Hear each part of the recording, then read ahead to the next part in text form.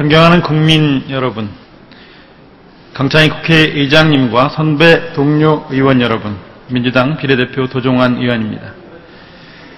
역사란 무엇인가? 이 책은 늘 우리에게 질문으로 다가옵니다. 그런데 이 질문은 누구를 위한 역사인가로 대체되어야 한다고 영국의 한 역사학자는 말합니다. 저는 오늘 누구를 위한 역사인가, 누구를 위한 역사 교육인가 이 질문을 하고자 합니다. 지난 8월에 검정을 통과한 교학사 고등학교 한국사 교과서입니다. 기본적으로 오탈자가 넘쳐납니다. 비문도 수두룩하고 외래어 표기, 띄어쓰기, 한글 맞춤법의 오류가 1000개 가까이 발견되는 부실 교과서입니다.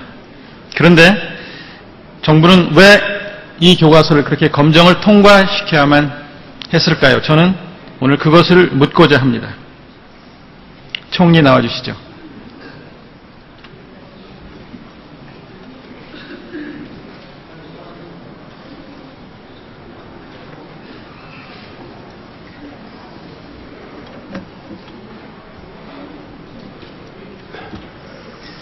지난 11월 19일 일본 정부 대변인은 안중근은 일본에서 범죄자다 이런 망언을 한 바 있습니다. 알고 계시죠? 네.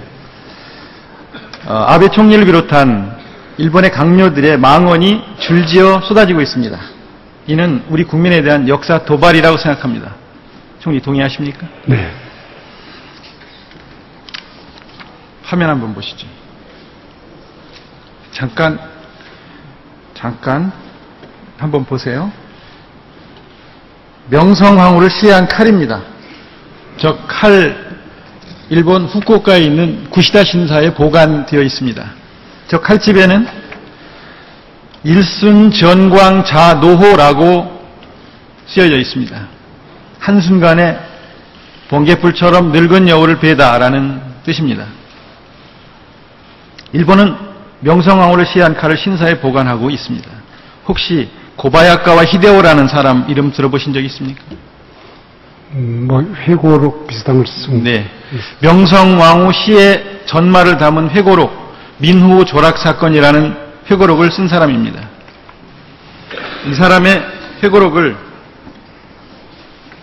국회 도서관에서 찾아보니까요, 회고록 내용 중에 조선의 형세를 목격하면서 비분 관계를 억누를 수밖에 없었던 내가 어찌 떨쳐 일어나지 않을 수 있었으랴 이런 내용, 또 민후 암살 당시 마음속에 품었던 뜻은 이미 이루어졌다. 반도의 하늘과 땅은 이제 우리 일본의 것이 되었으니 북받쳐 오르는 희열을 참을 수 없다. 이런 내용들로 가득한 회고록입니다.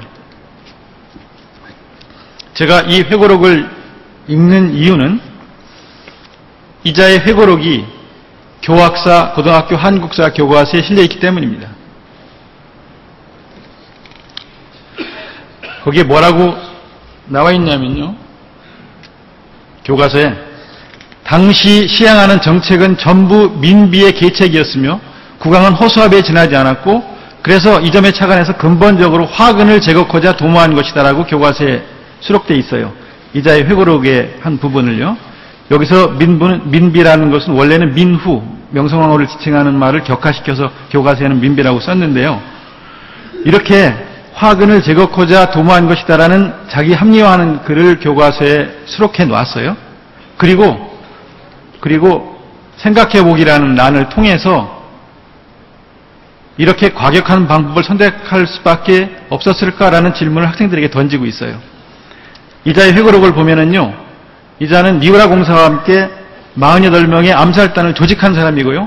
사전에 경복궁에 조선인을 매수해서 들어가서 건천궁의 위치를 확인하고 그리고 이 낭인 자객들을 길 안내한 사람이에요.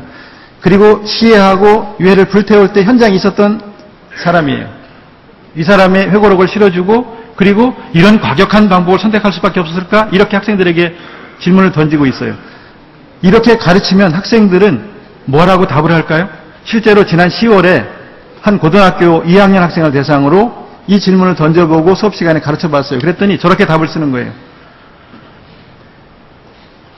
명성황후를 시해하는 선택을 할 수밖에 없었을 것이다. 일본의 눈에 가시였을 것이다. 이런 답변을 하는 거예요. 그리고 수단과 방법을 가리지 않고 시해할 수밖에 없었을 것 같다. 이렇게 학생들이 다 대답을 하는 거예요. 이게 일본은 이 칼을 일본 신사에 보관하고 있는데 우리는 학생들에게 이렇게 가르치는 거. 이게 제대로 된 역사 교육입니까? 총리 어떻게 생각하세요? 예, 그 역사 교과서에 오류가 있는 부분에 대해서는 교육부에서 시정을 시키는 절차를 밟고 있는 것으로 알고 있습니다. 그런데요, 저는 저런 거 자체가 실려서는 안 된다고 생각해요. 왜 저런 걸 실어줍니까? 왜 저런 걸 실어주고 역사 교육을 합니까? 빠져야 된다고 생각하지 않으십니까? 저런 거? 역사 교과서 8종 모두에 조금씩 다 오류들이 있고 있기 때문에 그 전반적으로 검토하고 있다는 걸 말씀을 드립니다. 그럼 좀 더 보세요. 항일 의병 운동 부분에 대해서 한번 볼게요. 항일 의병 부분에 대해서 이렇게 기술하고 있어요. 일본은 한국 병합을 실현하기 위해서 의병들을 소탕하여 했다. 2개월간에 걸쳐서 남한 대토벌 작전으로 의병들을 토벌하기 시작하였다. 이렇게 기술하고 있어요. 역사 교육에서 용어 하나하나는 굉장히 중요합니다. 그렇지 않습니까? 누구의 관점에서, 누구의 입장에서 쓰느냐 굉장히 중요해요. 다른 교과서는요, 4,000명의 의병들이 학살당했다거나 의병장 100명이 체포되었다거나 만행을 저질렀다거나 이렇게 기술하고 있는데 이 교과서는 토벌, 소탕 이런 용어를 사용하고 있어요. 이래도 되는 겁니까? 어떻게 생각하세요, 총리? 그 역사의 진실에 반하는 부분이 있으면 교육부에서 시정하는 절차를 밟을 것입니다. 아니, 이런 관점은요, 방금 안중근 의사를 범죄자라고 이야기하는 일본의 시각과 일치하는 거 아닙니까? 누구의 관점인가 굉장히 중요한 거예요. 조금 더 여쭤볼게요. 지난 19일 국가기록원은 3.1운동 당시의 피살자 명부하고 관동 대지진의 피해자 명단을 공개했습니다. 알고 계시죠? 알고 계시죠? 3.1운동의 피살자 명부하고 관동 대지진의 희생자 명부 공개한 거, 국가기록원에서 공개한 거예요. 거기에 보면 오늘 신문 보니까 갈풀이로 개 잡듯이 죽였다고 나와요. 그리고 꽃갱이로, 죽창으로, 심지어 2살짜리 어린이까지 죽인 기록이 나오고 있어요. 그런데 이 관동 대지진에 대해서 이 교과서에 어떻게 기술하고 있는지 한번 보겠습니다. 불편하지만 잠깐만 뒤를 돌아서 한번 봐주시겠어요? 두 개의 교과서를 비교해 보겠습니다. 한 교과서는 그냥 관동 대지진 때 많은 사람들이 학살되는 참화를 당하였다라고 되어 있고, 이쪽 교과서는 좀 더 자세하고 소상하게 기술하고 있어요. 어떤 게 교학사 교과서냐면요, 왼쪽에 있는 게 교학사 교과서예요. 오른쪽에 있는 거는 일본의 후소시아 교과서예요. 우리가 그렇게 비판하고 욕하는 후소시아 교과서에는 그 내용이 상세하게 기술되어 있어요. 일본 후소시아 교과서보다 못하지 않습니까, 총리? 심지어는요, 어떻게 생각하세요, 총리? 후소시아 교과서보다 못한 부분들이 저렇게 있어요. 또는요, 강화도 조약에 대해서 후소시아 교과서하고 비교를 해봤더니요, 일본 후소시아 교과서는요, 일본의 후소시아 교과서를 보니까요, 함선을 통한 무력 시위를 계기로 조선에게 국교 수립을 강요했다고 되어 있는데요, 우리 교학사 교과서에는요, 고종의 긍정적인 인식으로 체결됐다는 거예요. 어느 교과서든 간에 역사적 진실에 반하는 부분이 어떤 게 역사적 진실입니까? 시정이 될 것입니다. 총리가 보시기에는 어떤 게 역사적 진실이라고 보세요?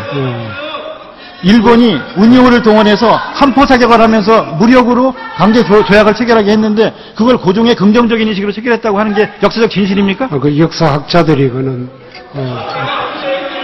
판단할 문제입니다.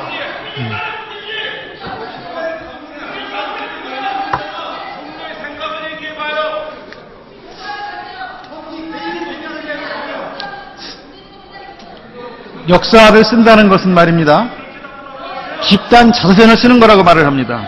이게 우리 집단 자서전이 된다고 보십니까? 역사를 쓴다는 것은 우리들의 정체성을 구성하는 거라고 말을 합니다. 역사학자들은. 이게 우리 정체성에 맞는다고 생각하십니까?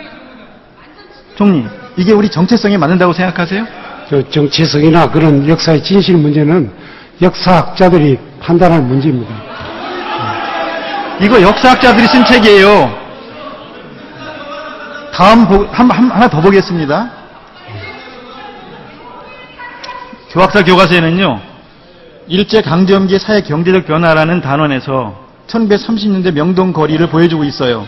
명동거리를 보여주면서 이렇게 말을 합니다. 일본 기모노를 입은 모습이나 일제 간판을 제외하면 오늘날의 명동의 모습과 크게 다를 게 없다. 이걸 보고 당시 사람들은 어떻게 다가왔을까 이게 이렇게 묻고 있어요. 식민지 서울이 이렇게 발전했다는 걸 보여주려고 하는 거예요. 이렇게 쓰는 저희가 어디 있다고 생각하십니까? 예, 지금 의원님께서 질문을 하시는 내용을 제 사전에 원고를 주지 않으셔가지고 제가 충분히 아니, 비교 검토를 하지 못했습니다. 잠깐만, 이거는요. 못했는데 지금 그렇게 네. 즉흥적으로 질문을 하시니까 네. 제가 다 답을 못하겠지만은 네. 그런 경우에 제가 아까도 기본적으로 말씀드렸듯이 오류가 있다면 그것은 시정하는 조치를 할 것이라고 제가 말씀을 드렸고 그 오류의 판단은 그거는 엄정한 입장에서 역사학자들이 판단할 문제라고 생각합니다. 하나 더 볼게요. 잠깐만요. 하나 더 보겠습니다. 식민 도시의 발달 부분에 보면은요, 식민 도시에서 한국인과 일본인들이 사는 거주 지역이 구분되어 있는데, 북촌이라든가 마포에는 한국인들이 살았는데, 청계천 이남의 용산이라든가 남촌에는 일본인들이 거주하고 시가지를 형성했는데, 한번 저기 보세요. 내쫓은 게 아니라는 거예요. 내쫓은 게 아니면 일본인들이 우리를 내쫓고 시가지를 형성한 게 아니라면 저게 내쫓은 게 아니라면 어떻게 되는 겁니까? 내쫓은 게 아니라는 거예요. 제가 사전에 충분히 검토를 할 그게 없었기 때문에 제가 대비해서 지금 말씀드리기 어렵습니다. 저에게도 좀 검토할 시간을 주셔야지 그냥 즉석에서 그렇게 질문을 하시면 어떻게 답을 합니까? 그러면 이게 고등학교 학생들이 배우는 교과서이기 때문에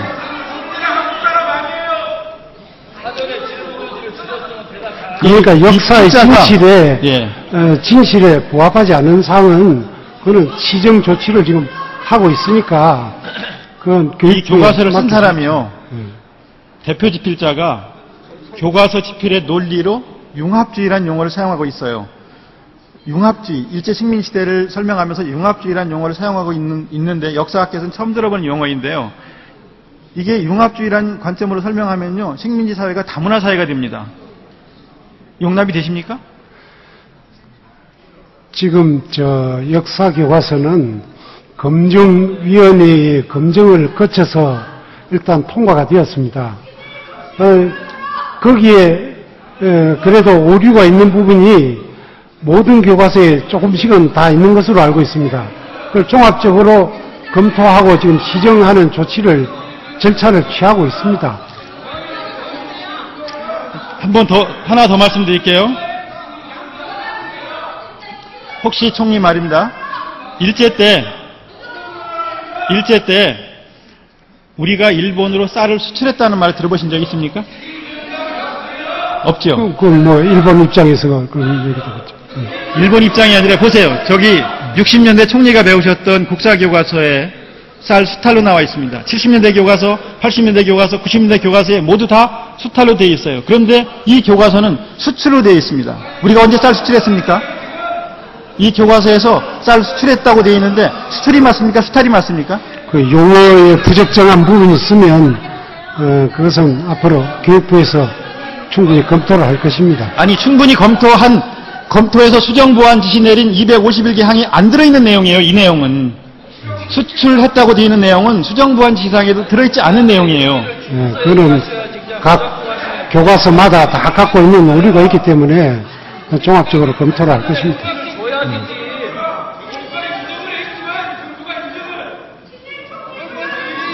토지조사령에 대해서도요.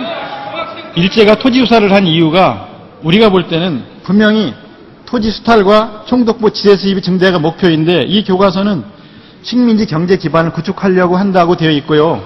그리고 일본의 경제 침탈에 대해서 이야기하면서 이런 기술을 한 부분이 있어요. 어떤 부분이냐면요. 그 다음 화면으로 넘어가 주세요. 일제는 1920년대부터 조선으로 자본 진출을 본격화하였다. 대기업 미쓰비시는 물론 중소기업까지도 조선에 진출하였으며 이런 규절이 있어요. 제가 진출이라는 용어를 보다가 놀랐는데요. 이유는 뭐냐면요. 우리가 1980년대 중반에 일본 역사 교과서 왜곡 사건을 규탄한 적이 있어요. 기억나시죠? 네. 1980년대 중반에 일본 역사 교과서에 3.1운동을 폭동이라고 기술하고 조선 침략을 조선 진출로 기술했다는 내용을 접한 뒤에 온 국민이 분노해서 민족정기 다시 세우자고 성금 모아가지고 독립기념관을 1987년에 지었어요. 기억나시죠? 네, 뭐 지금 그때 일본 역사 교과서에 조선 침략을 진출로 기술했었단 말입니다. 그런데 이 교과서에, 우리 교과서에 다시 이제 진출이라는 용어가 등장하는 거예요. 자본 진출, 자본 침탈, 자본 침략 아닙니까? 총리는 진출이라는 용어가 적합하시다고 생각하십니까? 침탈이라는 용어가 적합하다고 생각하십니까? 그 용어 문제에 그 문제가 있다면 그런 부분은 지금 그 검증위원회와 또 심사위원회를 구성해서 지금 하고 있기 때문에 이거는요, 총리님. 거기에 맡겨주시기 바랍니다. 네, 아니 맡겼는데 교육부에 맡겼는데 수정 보안에 포함되지 않은 내용들이에요. 지금 이 진출이라는 용어도요. 그리고 중요한 거는 사관이에요. 이 교과서를 쓴 학자들이 자기들의 사관은 바꿀 수 없다고 말을 했거든요. 그리고 그 사관이 뭡니까? 식민지 근대화론이에요. 들어보셨죠? 네, 그런 의견이 있으시면 교육부에 내주시면 아니, 조정에 대해서도 여러 번 냈고요. 2달 반 동안 피력을 했어요. 그리고도 바뀌어지지 않는 부분이 있어서 총리께 이 질문을 드리는 거고요. 식민지 근대화론은 식민지 필연론으로 이어지는 거거든요. 식민지 근대화론을 통해서 당시에 이렇게 많이 발전했다라는 얘기를 하고, 그리고 이것은 식민지 필연론으로 갈 수밖에 없었고, 그것이 오늘날 발전의 기초가 되었다는 얘기를 하고 있어서 이게 문제라는 거예요. 총리, 이 식민지 근대화론 그 역사에 대한 이견이 있으시거든 좀 제시를 해주시면 검토를 할 것입니다.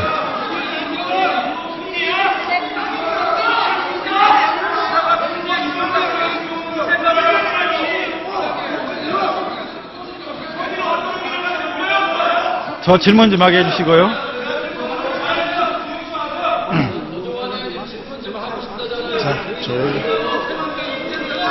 경청해 주시기 바랍니다.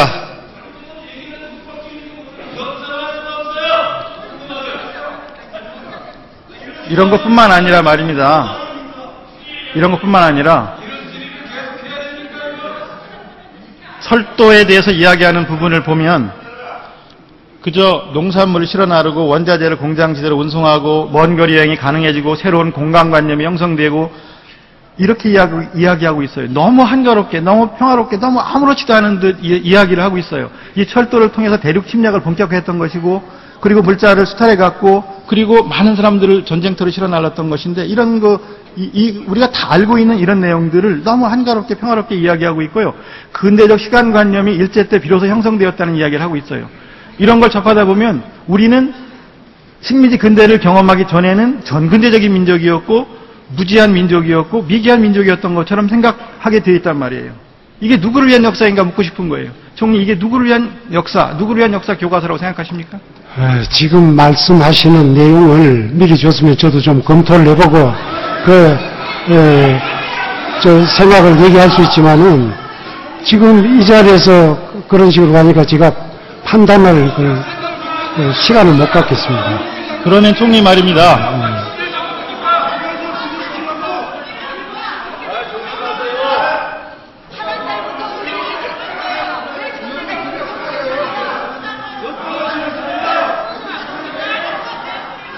저는 이 교과서를 쓴 사람이 이렇게 기술하는 것이 긍정적인 역사관이고, 그리고 민족적 저항과 민족적 고통을 이야기하는 것은 자학적인 사관이고, 이런 따뜻한 역사관으로 바뀌어야 한다는데 저는 동의할 수 없어요.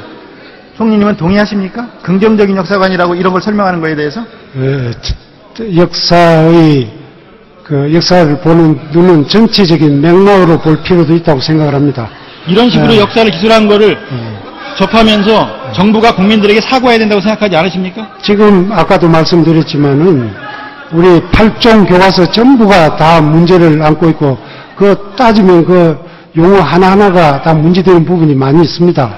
지금 그 점에 대해서 그 교육부에서 시정 노력을 하고 있다는 점을 말씀을 드립니다. 만약에 수정 보완이 끝났는데도 고쳐지지 않으면 그때 총리 어떻게 하시겠습니까? 그거는 그 수정을 담당하고 있는 그 위원회에서 판단해서 하는 문제이기 때문에 제가 뭐 이렇게 해라 저렇게 해라 할 수는 없지만은 그 객관적으로 하리라고 생각을 합니다.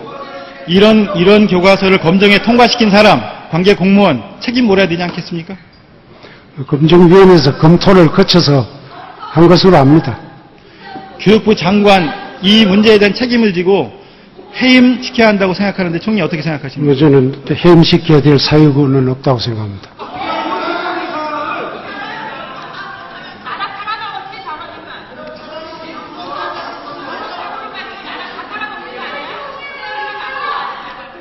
중간에 말씀드린 것처럼 역사를 쓴다는 것은 집단 자서전을 쓰는 것입니다.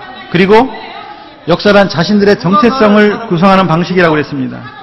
이 교과서는 우리들의 정체성에 맞지 않습니다. 우리들의 집단 자서전에 부합하지 않는다고 생각합니다. 총리, 제 의견에 대해서 어떻게 생각하세요? 역사교과서는 검증위원회와 그 절차에 의해서 하고 있기 때문에 거기 맡겨주셔야지 제가 어떻게 할 수가 없는 거죠. 네, 총리 들어가세요.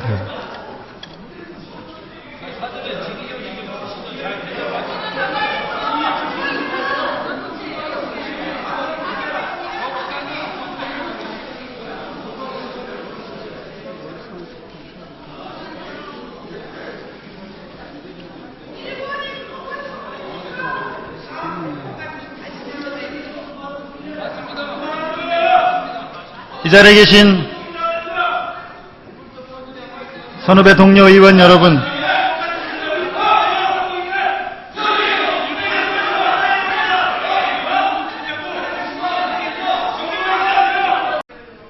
이 자리에 계신 선후배 동료 의원 여러분, 그리고 국무위원 여러분, 우리는 이 나라의 현재와 미래를 책임지는 사람들입니다.